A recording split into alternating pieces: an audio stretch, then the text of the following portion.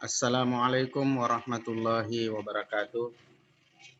Alhamdulillahi rabbil alamin. Wassalatu wassalamu ala asyrafil anbiya'i wal mursalin.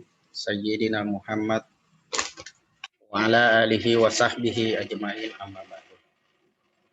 Puji dan syukur kehadirat Allah Subhanahu wa taala karena pada kesempatan ini uh, kita melakukan satu kegiatan sekalipun kegiatan ini secara virtual akan tetapi sangat membantu untuk aktivitas pendidikan sistem ganda atau PSG tahun 2021. Saya berharap semoga kita semua yang menjadi peserta pendidikan sistem ganda atau PSG ini senantiasa diberi keselamatan, diberi kesehatan oleh Allah Subhanahu wa taala. Dan marilah kita mengirimkan sholawat kepada Nabi Muhammad sallallahu alaihi wasallam sebagai uswatun hasanah yang patut untuk kita contoh dan kita teladani dalam segala aspek kehidupan kita.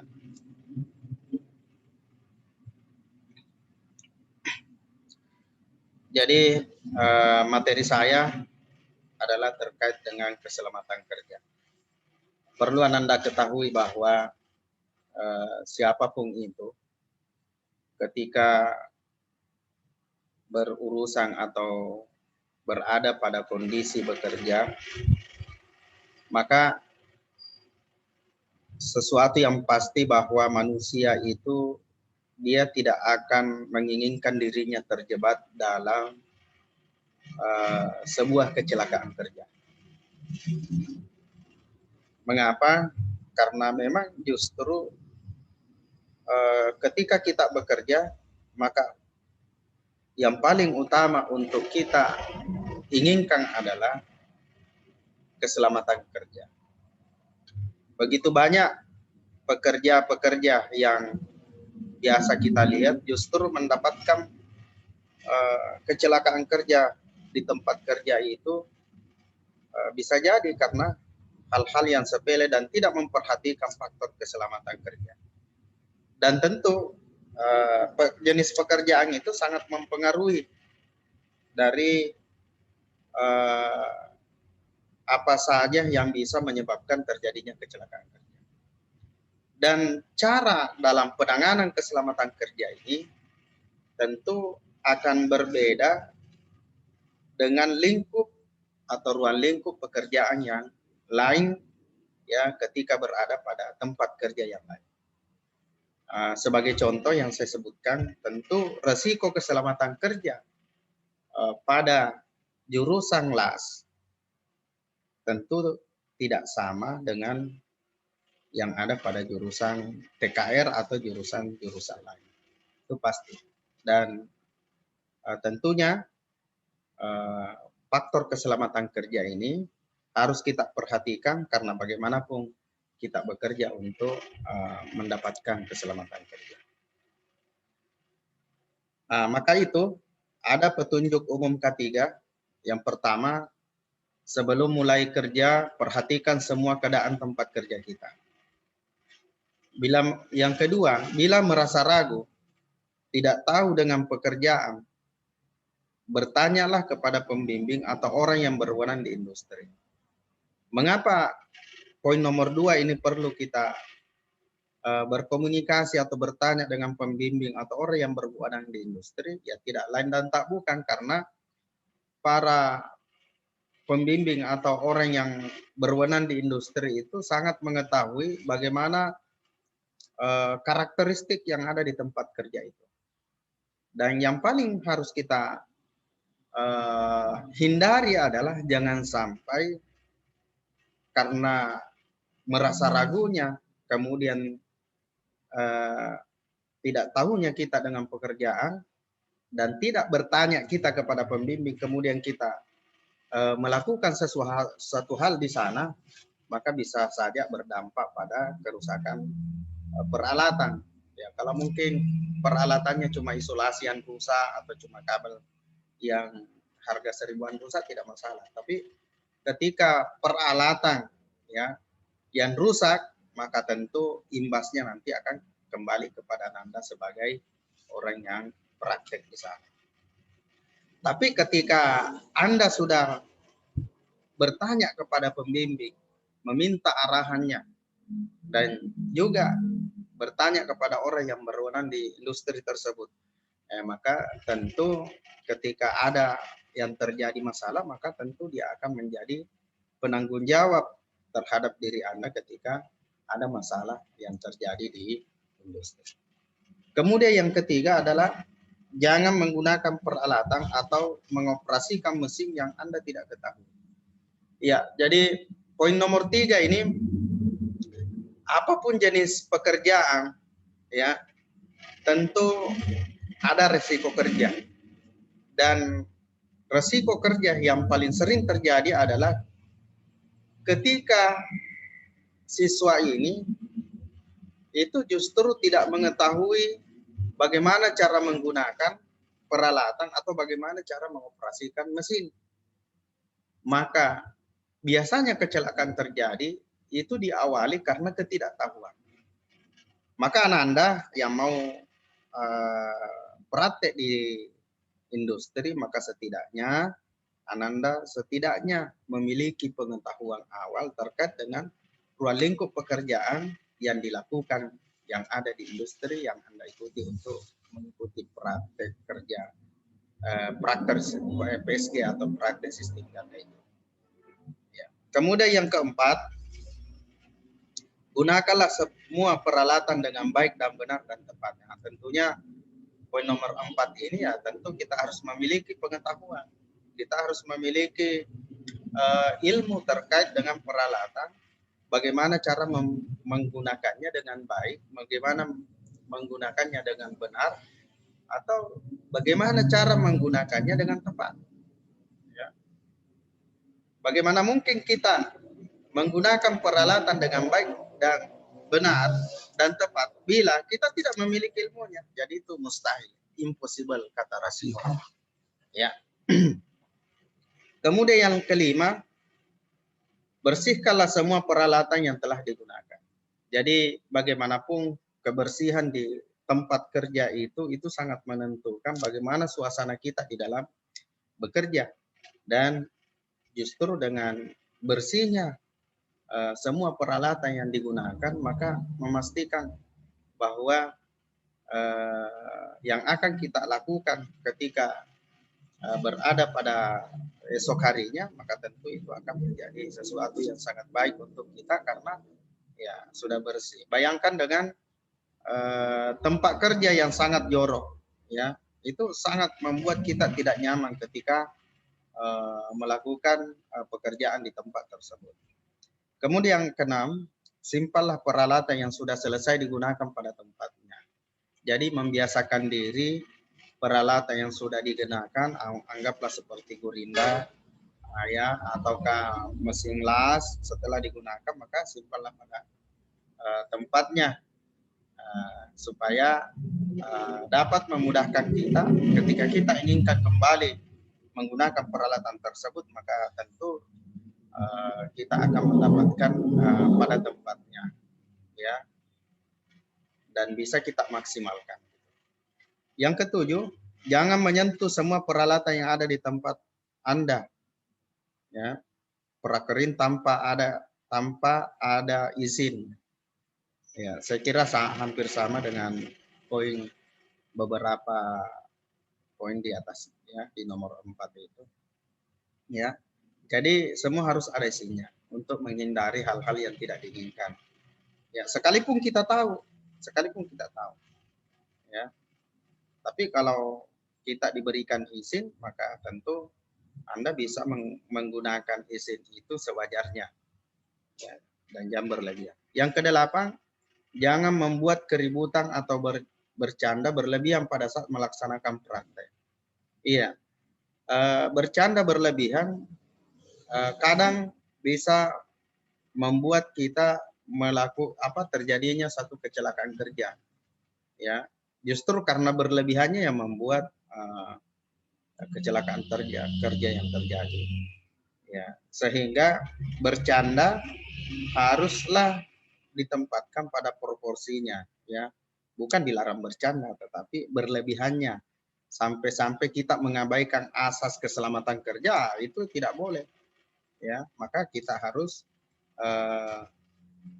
membuat kenyamanan, kedamaian, keademan kalau perlu ya, adem ya, di suasana tempat kerja kita. Yang kesembilan, laporkan kepada pembimbing atau bagian informasi bila Anda melihat tanda-tanda kerusakan pada alat yang digunakan. Ya, supaya Anda tidak nanti ketika rusak ada masalahnya di situ Anda yang dituduh. Ya, tapi kalau Anda laporkan sudah ada tanda-tanda bahwa oh kemungkinan ini ada, ya mungkin kalian punya pengetahuan sedikit tentang baik buruknya peralatan ya, sehingga Anda membuat sebuah informasi ya bahwa peralatan ini ada tanda-tanda kerusakan. Jadi tentunya ketika Anda melaporkan, ya setidaknya mengamankan diri kita, ya bahwa bukan kita yang rusak, bukan kita yang rusakin, ya. Gitu. Memang sudah, dan saya kira pembimbing kita atau orang yang berwenang di sana tentu juga lebih tahu bahwa oh memang ini memang sudah ada tanda-tanda daripada kerusakan pada alat yang digunakan. Yang ke-10, dalam bekerja tidak dibenarkan bermain, apalagi saling mengganggu dengan siapa saja. Ya, ya tentu dengan mengganggu atau saling mengganggu, ya tentu itu mempengaruhi. Bahkan itu sangat rawan terjadi kecelakaan. Coba bayangkan kalau seumpamanya teman kita ada yang memotong besi, ada yang menggurinda dengan menggerakkan mesin. Tiba-tiba kita ganggu mereka, ya itu bisa terjadi kecelakaan kerja. Saya masih mengingat teman saya dulu ketika apalagi namanya memotong besi dengan menggunakan alat pemotong besi, ya tiba-tiba tangannya itu dia tidak rasa itu dia potong, ya darah ya mengucur begitu derasnya sampai hampir dia pingsan. Dan lama baru sembuh itu. Bayangkan kalau listrik ya, anggaplah dengan beberapa watt ya, berapa putarannya itu RPM-nya, ketika kena tangan coba, bisa saja tangan kita itu putus. Ya. Kemudian yang ke-11 adalah bekerjalah yang baik, benar dan tepat. Kemudian berikutnya yang perlu Anda ketahui adalah pengamanan peralatan. Bagaimanapun selain manusianya kita harus amankan, maka salah satu yang perlu diamankan itu adalah peralatan. Yang pertama, bagaimana caranya? Pertama adalah peliharalah semua peralatan agar selalu dalam kondisi siap pakai. Itu kalau sudah dipakai siapkan pada tempatnya. Ya, ketika kotor laplah ya. Ketika nanti mau dipakai itu nyaman dipakainya ya. Artinya selalu dalam kondisi yang siap pakai. Kemudian yang kedua, pahamilah semua peralatan sebelum digunakan. Ya, saya kira ini penting ya, fungsi menggergaji dengan fungsi memotong ya dengan menggunakan parang ya itu kan berbeda karena peralatannya berbeda. Ya, maka perlu untuk kita ketahui supaya apa? Ya supaya tidak terjadi kecelakaan kerja. Begitu banyak orang yang terjadi kecelakaan kerja itu penyebabnya hanya sangat sederhana karena dia tidak mengetahui, dia tidak memahami bagaimana peralatan itu harus digunakan. Kemudian yang ketiga, jangan mengoperasikan peralatan yang tidak ada gunanya. Ya cari kerjaan kali ya. Memang kalau tidak ada gunanya mau diapa, jadi nggak perlu. Ya, jangan mengoperasikan peralatan yang tidak ada gunanya. Ya, maksudnya yang tidak terpakai, yang tidak ada gunanya untuk peralatan tertentu. Seumpamanya kalau kita mau anggaplah menyekrup ya, memasang instalasi dengan menggunakan sekrup, berarti peralatan yang digunakan itu adalah obeng. Jangan yang diambil itu adalah gergaji, ya, itu tidak ada gunanya. Maka tidak perlu diambil. Kira-kira begitulah maksudnya yang ketiga. Kemudian yang keempat, periksa kondisi peralatan sebelum dioperasikan. Ya, mengapa penting untuk diperiksa? Ya, supaya kita ketahui bahwa ini peralatannya memang bagus kemarin. Ya, ini tidak boleh dicampur. Ya, untuk memaksimalkan penggunaan peralatan. Ya, jadi kondisi peralatan sebelum dioperasikan itu harus diperiksa. Ya, baik atau buruknya. Kalau mau diganti, mau direparasi, mau dirawat, kita sudah memiliki informasinya. Kemudian yang kelima, jangan merubah keadaan semua peralatan tanpa koordinasi dengan pembimbing atau pihak perusahaan, bengkel atau instansi. Merubah keadaan semua peralatan tanpa koordinasi itu bisa membuat satu pekerjaan yang kacau, ya. Sedangkan menyimpan peralatan, ya, itu sudah ada tempat-tempatnya. Sebenarnya itu untuk memudahkan ketika kita mau mengerjakan menggunakan peralatan tertentu supaya mudah kita dapat. Coba bayangkan kalau selama ini sudah tetap ya bahwa di sini ruang peralatan, di sini ruang bahan, tiba-tiba dirubah, ya, maka itu bisa yang tadinya harusnya efektif pekerjaannya, ya, ideal pekerjaannya, justru karena itu berubah, itu kacau, ya akhirnya yang tadinya mungkin pekerjaan dikerjakan 1 jam, ya mungkin bisa saja lebih dari 1 jam, ya karena lebih banyak, lebih lama di waktunya. Ya. Yang keenam, bila terjadi sesuatu yang tidak lancar, hentikan mesin atau peralatan tersebut. Ya. Ketika ada bunyi-bunyinya, kriuk-kriuknya ya, kekuk-kekuknya ya sih. Jadi hentikan, perhatikan apa yang terjadi pada mesin tersebut. Ya, karena bila dilanjutkan, maka itu bisa terjadi masalah pada peralatan. Ya. Dan peralatan juga harus dijaga. Ya, karena bagaimanapun kondisi fitnya manusia, kalau tanpa didukung oleh peralatan yang baik, maka juga berpengaruh kepada kualitas kerja. Kemudian ketujuh adalah bekerjalah yang tertib, teratur, dan tepat. Bekerjalah yang tertib, teratur, dan tepat.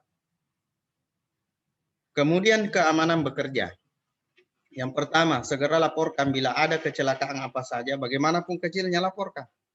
Ya, setidaknya ketika terjadi kecelakaan kerja itu bisa menjadi introspeksi buat kita. Masalahnya di mana? Ya. Kemudian yang kedua, pakailah alat keselamatan kerja. Ya, seperti ya saya kira alat keselamatan kerja ini ya sesuai dengan di mana dia bekerja. Kalau dia di las berarti dia harus siapkan kacamata pelindung, ya, matanya cahaya, kemudian bisa menyiapkan apa sarung tangan ya untuk menghindari panas ya gitu, panas dari barang-barang yang dilas ya, dan ya siapkan helm ya, kira-kira begitulah ya. Kalau kayak listrik ya tentu dia harus menggunakan, ya tergantung di mana dia bekerja. Kalau dia bekerja di tegangan tinggi, distribusi tegangan menengah, maka dia harus menggunakan ya sarung tangan yang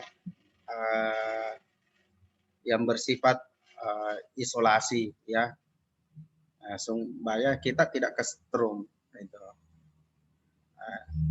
Kemudian ya saya kira itulah ya, jadi pakailah alat keselamatan kerja yang cocok dengan lingkungan kerja Anda. Kemudian yang ketiga, pakailah pakaian kerja yang rapi dan sopan. Rapi itu sebenarnya mengarah kepada, apalagi kalau di sekitar kita, peralatan yang kita gunakan itu selalu benda bergerak. Ada orang gara-gara pakaiannya yang tidak terukur, ya, sembrono, tidak rapi, akhirnya bisa saja kalau kena daripada peralatan tersebut, ya karena dia berputar, bisa jadi ya imbasnya menarik ya pekerja itu sehingga terjadi kecelakaan. Kemudian yang keempat, yakinkan bahwa semua peralatan dalam kondisi normal dan siap pakai. Ya, seperti kalau kayak gurinda ya. Biasanya ada gurinda itu pas ya biasa kan ada tombol stopnya ya, start stopnya. Ya, ada gurinda harusnya normalnya itu ketika dicolok nanti dia bisa berputar itu ketika on. Tapi perlu Anda perhatikan, kadang kita temukan di lapangan ada gurinda ya posisinya 0, pada saat kita colok itu langsung berputar. Terputarnya itu biasanya kita kalau kita tidak tahu kondisinya, biasa kita terkejut, kita shock. Akhirnya karena shock ya, karena kita terkejut bisa jadi dengan putaran itu, getaran pertama yang begitu kasar ya, yang menyebabkan ya bisa terjadi kecelakaan. Ya, maka kita harus tahu betul ya bahwa peralatan dalam kondisi normal dan siap pakai. Yang kelima, periksalah segala sesuatunya telah aman sebelum memulai pekerjaan. Ya, saya kira ini penting. Nah, kalau belum aman jangan dulu, periksa lagi, recheck lagi. Ya. Yang keenam, hentikan mesin peralatan bila mendengar bunyi atau keadaan tidak normal. Betul. Ketika tidak normal ya, hentikan untuk mengetahui apa yang terjadi. Jangan sampai ada kerusakan pada bearing ya yang menyebabkan kalau dia motor listrik itu bisa mengelupas kumparan yang ada pada rotor atau stator. Yang ketujuh adalah dalam membuka atau memasang gunakanlah alat-alat yang tepat dan benar. Ya, gunakanlah alat-alat yang tepat dan benar. Ya, kalau untuk memutar skrup ya obeng, kalau untuk mempaku ya palu-palu. Ya, kalau untuk apalagi namanya mengetes listrik ada atau tidaknya pakai obeng tes. Ya, jangan pakai yang lain. Kalau mau memotong ya bisa dengan menggunakan gergaji. Pokoknya gunakanlah alat-alat itu yang tepat ya. Yang kedelapan, hindari segala sesuatu yang dapat menimbulkan kecelakaan baik bagi siswa, karyawan maupun perusahaan itu sendiri. Saya kira itu yang kita inginkan ya. Keselamatan kerja. 1, jangan memakai perhiasan apapun dalam bekerja. Ya, biasa ada orang yang tak lewat toh. Itu pakai apa? Kunci-kunci yang panjang ya. Ya, gantungan kunci tapi panjang kayak koboi itu. Nah, itu dihindari, jangan dipakai. Karena itu bisa, itu beresiko lah. Yang kedua, jangan menyimpan alat-alat dalam saku pakaian Anda yang sifatnya membahayakan. Ya, atau simpang kayak obentes disimpan di bagian dalam. Ya, itu bahaya. Yang ketiga, jangan menyentuh benda-benda dengan tangan telanjang yang sifatnya berbahaya. Ya, menyentuh listrik dengan tangan telanjang, ya. Kemudian cairan keras, ya, dengan tangan telanjang, ya, jangan, ya, itu berbahaya. Apalagi gurinda yang berputar, ya, jangan dipegang. Ya. Yang keempat, jangan mengangkat alat-alat yang Anda tidak mampu angkat, ya, Anda angkat sendiri. Ya tentulah, karena itu pemaksaan bisa berakibat fatal pada bagian tulang belakang. Yang kelima, jangan menyentuh mesin alat yang dalam keadaan beroperasi, utamanya yang bergerak. Ya. Dan yang keenam, hindari hal-hal yang dapat merugikan diri sendiri dengan prinsip safety first. Safety first itu utamakan ya keselamatan. Ya, keselamatan itu adalah yang utama. Orang cari kerja justru dia mau cari keselamatan. Ya, saya kira itu saja yang saya sampaikan. Saya berharap kepada anak-anakku ya membaca ya tentang petunjuk-petunjuk terkait dengan keselamatan kerja ini. Demikian yang saya sampaikan, semoga bermanfaat buat anak-anakku di sana. Saya berharap kalian sehat-sehat selalu di sana ya. Kemudian tetap semangat ya, dan apalagi namanya tetap menjaga jarak ketika nanti pada saat kita bekerja di industri, ya apalagi sekarang ini memang masih dalam kondisi siaga COVID. Saya kira itu. Wabillahi taufiq wal hidayah. Nun wal kalami wa mayasturun. Assalamualaikum warahmatullahi wabarakatuh.